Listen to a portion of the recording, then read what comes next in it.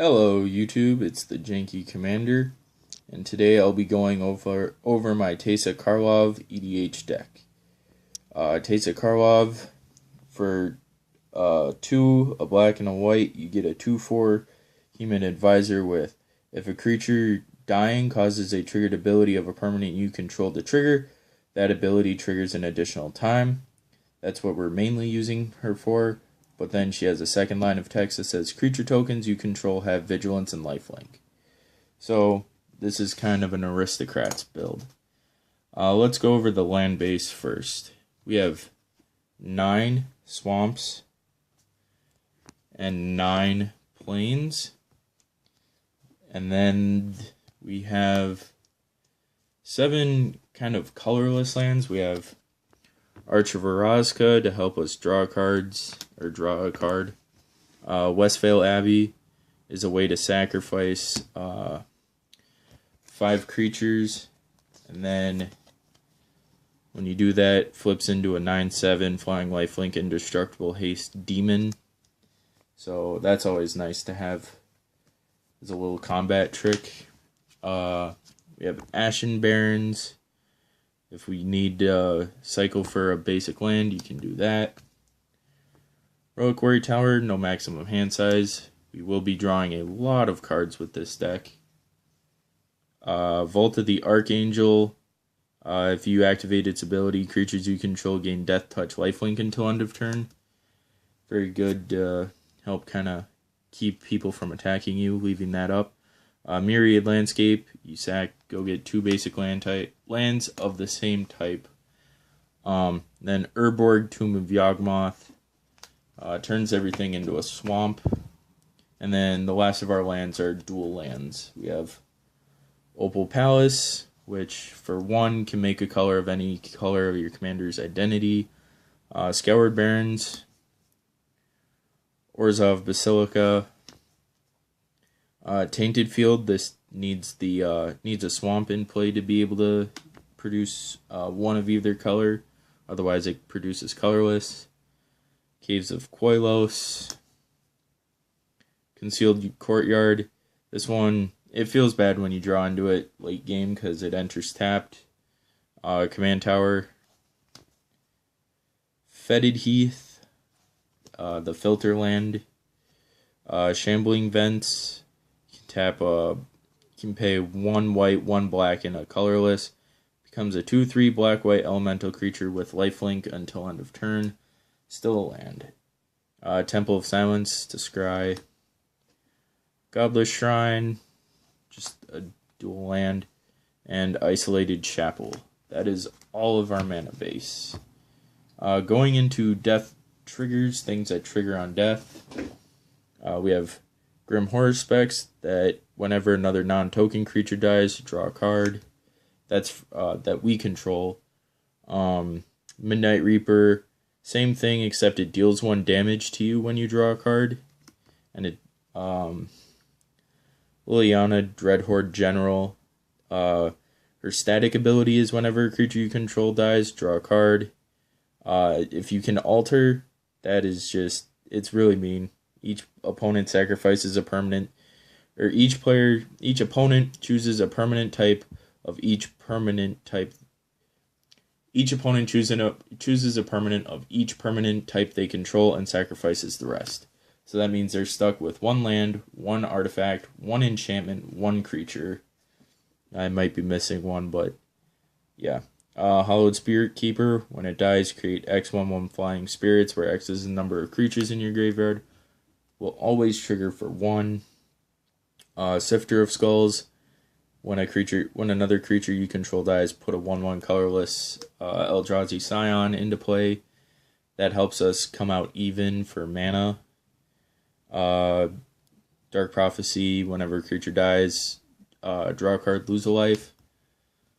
Cruel Celebrant and a couple other cards all do the same thing. Whenever it or another creature you control, or Planeswalker in case of Cruel Celebrant, dies, each opponent loses 1 life, you gain 1 life. Same thing for Zulaport Cutthroat, except not the Planeswalker part.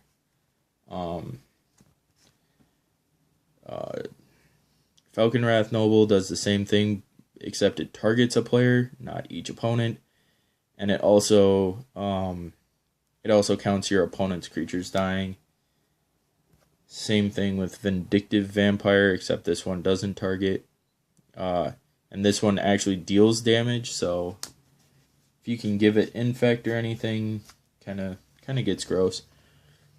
Blood Artist, same thing. Target player loses 1, you gain 1 whenever a creature dies. Requiem Angel, whenever a non-spirit creature you control dies, put a 1/1 flying spirit into play. Pawn of Ulamog, make 0/1 Eldrazi spawns that sacrifice for mana. A lot of this is trying to come out even or ahead on our death triggers. Sangomancer, whenever an opponent's creature dies, you may gain 3 life. Whenever they discard a card, you may gain 3 life. So more so for the first part, but the second part can always come in handy. Harvester of Souls, whenever a non-token creature dies, may draw a card. The big thing is you have to know the difference between the may draw card effects and the must draw card effects. Black Market, whenever a creature dies, put a charge counter. At the beginning of pre-combat main phase, add X black mana, where X is the number of charge counters on it. Very good card if you can ramp up quick. Massacre Worm. Creatures get -2/-2 until end of turn that your opponents control. Whenever a creature is put into play from an opponent's control into the graveyard, that player loses 2 life. So a little bit bigger kind of board wipe effect. Alendra the Dusk Rose, whenever a creature dies, put a +1/+1 counter on it. When it dies, create 1/1 X/1/1 vampires with lifelink, where X is the number of counters on her. So, her power, not counters. But those are the cards that are really using the sack outlets, or that are using death triggers. Viserys. Now we go into sack outlets. Viserys here, sack a creature, scry 1. Krav the Unredeemed. We're not playing Regna in the deck because she's kind of useless to us. But Krav for a black, sacrifice X creatures. Target player draws X cards, gains X life, and you put X/1/1 counters on them, where X is the number of sacrificed creatures, usually targeting yourself. Yeheni Undying Partisan, sack a creature, put a 1/1 counter. But whenever a creature an opponent controls dies, put a 1/1 counter on it. So whenever a creature dies and you have Teysa Karlov out, it's 2. Next is Martyr's Cause. This is a really interesting one. It can be very political. You can sack a creature to prevent all damage to a creature or player from one source. So you can prevent someone from dying to commander damage or just straight up damage by sacking creatures. And then final sack outlet is Spawning Pit. Sack a creature, put a charge counter, pay 1, remove 2 charge counters, put a 2/2 artifact creature into play. Token artifact. Next we just kind of go into the value spells. Soul Ring for ramp. Orzhov Signet for ramp. Thrilling Encore is a really interesting card. It's a mini Rise of the Dark Realms because instant speed, put onto the battlefield under your control all creature cards put into all graveyards that were put there this turn. From the battlefield this turn. So you can kind of, if you board wipe, you just pay that, you get all the creatures back at instant speed. Mimic that, imprint someone's creature onto it. You can make token copies. Gogori Thug can help us from dying because the dredge replaces our draw. Also, it can help us bring back creatures that we need from our graveyard. Elixir of Immortality to reshuffle our graveyard into our library. Solemn Simulacrum, search for a land card, draw a card. The draw card, you can choose to draw 1 and not 2 if you have Teysa Karlov out, because they are May abilities. Reassembling Skeleton, just the card to keep bringing back out of our graveyard. Authority of the consoles, keep creatures that enter our opponent's battlefield tapped, which is really nice, and we gain a life whenever a creature enters. Stops token decks pretty well. Blind Obedience, same thing as Authority, but you don't get the life gain unless you pay Extort on your spells. Lightning Greaves to give our creatures Shroud more so than the haste. Butcher of Malakir, whenever it or another creature you control dies, each opponent sacrifices a creature. So just kind of like Grave Pact and Dictate of Erebos. I don't have those, but they will go in. Dictate over Butcher for sure. Burnished Heart, search your library for lands. Phyrexian Reclamation to draw cards, or not draw cards, put creatures back into your hand for 2 and 2 life. Smothering Tithe, this is a really weird card, and it's very powerful as you can get it out soon enough. If your opponents don't pay 2 mana when they draw a card, you get a treasure token that can go sacrifice itself for any color of mana, which is huge ramp. Skull Clamp, whenever equipped creature dies, draw 2. Assault Formate or Unbreakable Formation. This is a really good answer to board wipes. Just give your creatures indestructible until end of turn. If you cast it during your main phase, they get +1/+1 counters and vigilance. Living Death can be a board wipe, but more so if our graveyard's full of creatures and our opponents aren't. We bring back all our creatures from our graveyard for value. Vona's Hunger. I'm testing this one out. It's if you have 10 or more permanents, each opponent sacrifices half their creatures rounded up. But if you don't have the 10 or more permanents, they just sack 1 creature. So that gets around things like Avacyn, Angel of Hope, and other things that prevent you from being able to destroy creatures. Merciless Eviction, your multi-purpose board wipe. Mortify to get rid of creatures or enchantments. Swords to Plowshares, another good answer to very tough to get off the board creatures. Next we go into our board wipes. We have Phyrexian Rebirth. This one makes an XX artifact creature horror, where X is the number of creatures that were destroyed this way. Fumigate, you gain a life for each creature destroyed this way. Wrath of God, destroy all creatures.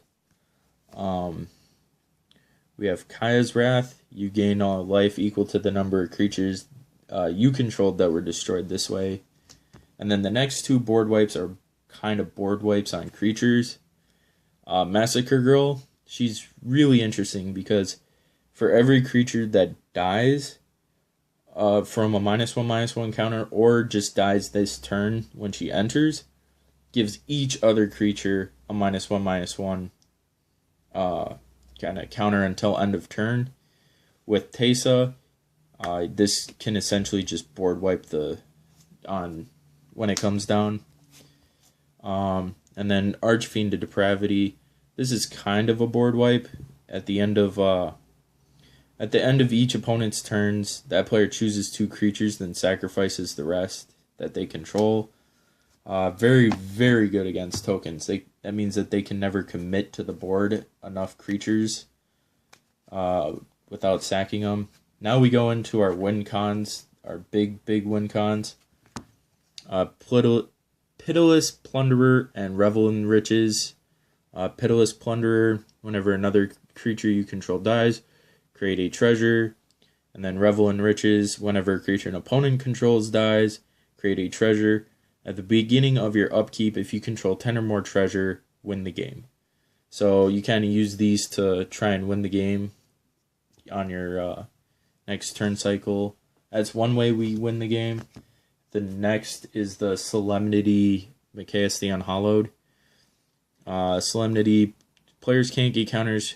Counters can't be put on artifacts, creatures, enchantments, or lands. So This stops Mikaeus' ability of whenever another non-human creature dies, it gains Undying. So it will always come back because it cannot come back with the +1/+1 counters. And then some cards that we can use to lock out the game if we don't, with the Solemnity combo. Yosai the Morningstar. You tap down 5 permanents. That player skips their untap step, so lock someone out of the game, or several people. Kokusho, the Evening Star. When it dies, each opponent loses 5 life. You gain life equal to the amount of life lost this way. With Teysa out, it's lose 10. You gain however much. Ashen Rider, when it enters or dies, you exile a permanent. So you can use that to start exiling people's boards. People usually concede to Ashen Rider or Archon of Justice if you have the infinite combo, because you just sack everything they have. Archon of Justice, same thing as Ashen Rider, except only when it dies. And then we have 3 tutors to go help find our pieces that we need. We have Sidisi, Undead Vizier, which exploits a creature, which sacrifices it when it enters. You get to search your library for a card, put it into hand. Diabolic Intent, kind of the same thing as Sidisi, but a sorcery. Sacrifice a creature, search your library for a card, put it into hand. The last one is kind of not as good as them. It's Beseech the Queen. 1, you can either cast it for 3 black, or you can cast it for 6 mana, but you have to search your library for a converted mana cost card less than or equal to the number of lands you control. So if you don't have enough lands to go find one of the pieces you need, it kind of sucks. Second downside to this, you reveal it to your opponent. So usually if they see you go grab Mikaeus or something, they kind of know what's up. They know that you're trying to win the game that turn. But yeah, that was my Teysa Karlov deck, and it's super fun to play. 3 upgrades I would put in is Cabal Coffers for one of the colorless lands. And then, like I said earlier, Dictate of Erebos and Grave Pact for more death trigger values.